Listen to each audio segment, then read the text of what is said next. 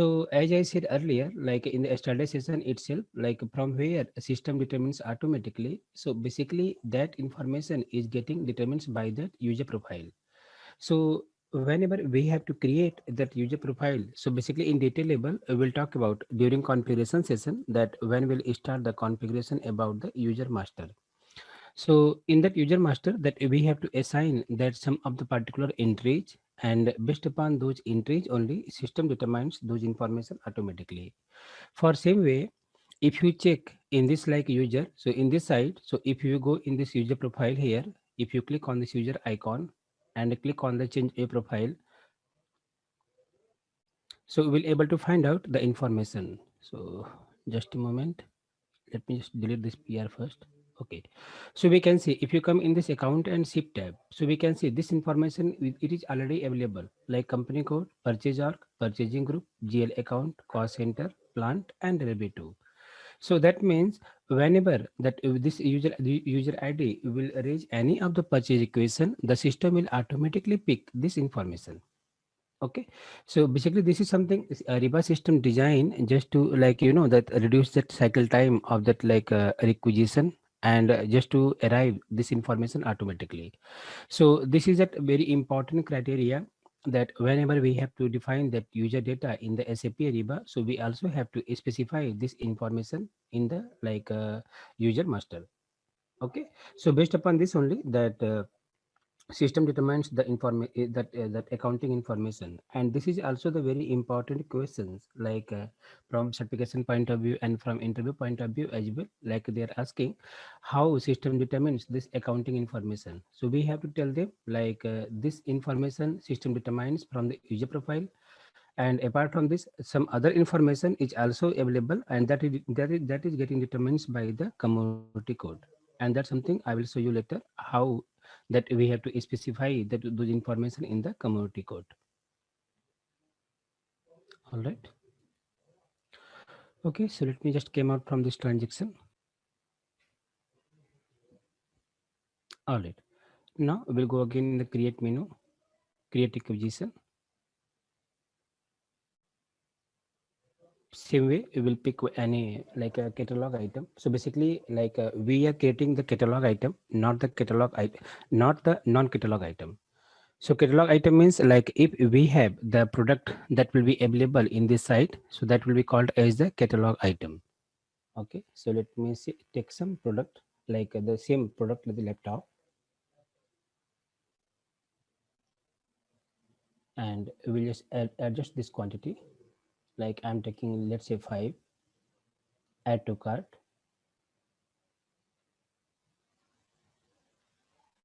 and we have the options of this proceed to checkout. Okay, we have to go again on this card. So we let me click here and proceed to checkout. All right. So the other information already we discussed. So in today's session, what we can do, we can submit this PR for the workflow, and we'll create that next subsequent document. So as I said, like we have to specify only two field information while creating this requisition. First one is the title. So let me give some title here.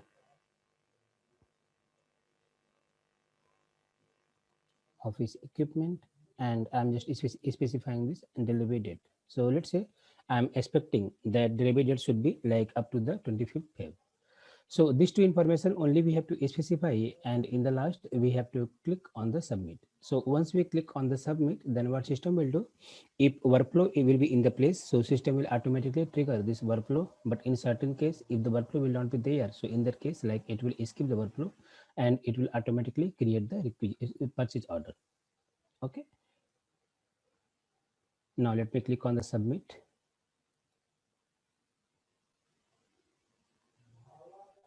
So we can see it is saying This data what is coming means the data what we are selecting, it comes from the backend system or it is in the Ariba buyer site, this site actually. How is it? that depends. Some of the information is coming from backend system, some of the information is coming like is available in the Ariba. So basically it is not flowing like in real time from the backend system, so it arrives from the backend system. So for example, let's say this metal group. Okay, Hmm. So this metal group, like we already done this uploading, and it like the source of like the that truth is the backend system, but we have done already this. We uploaded this metal group here. Okay. Okay.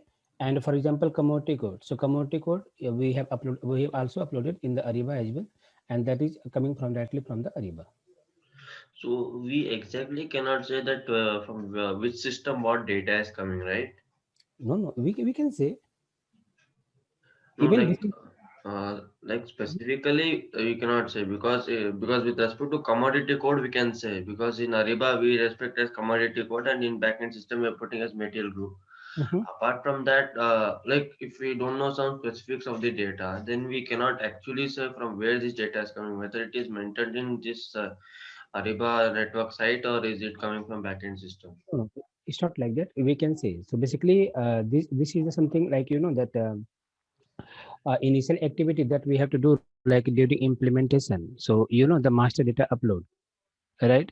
So to create the requisition, whatever kind of master data we required. So for all the master data, we'll have the dependency to the backend SAP system. Okay. In SAP Ariba, we do not have the provision to create that master data except supplier. Right. So let's say for the purchase requisition, like to create purchase requisition, what kind of data we required? We required supplier, right? We required catalog, we required user master, we required unit of measure, right? We required some exchange rate, just for example.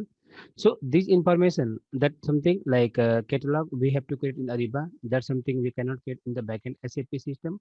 But apart from this one, all the information we have to bring from the backend SAP system to the Ariba. But master data is not flowing in the real time, so master data is flowing in the batches.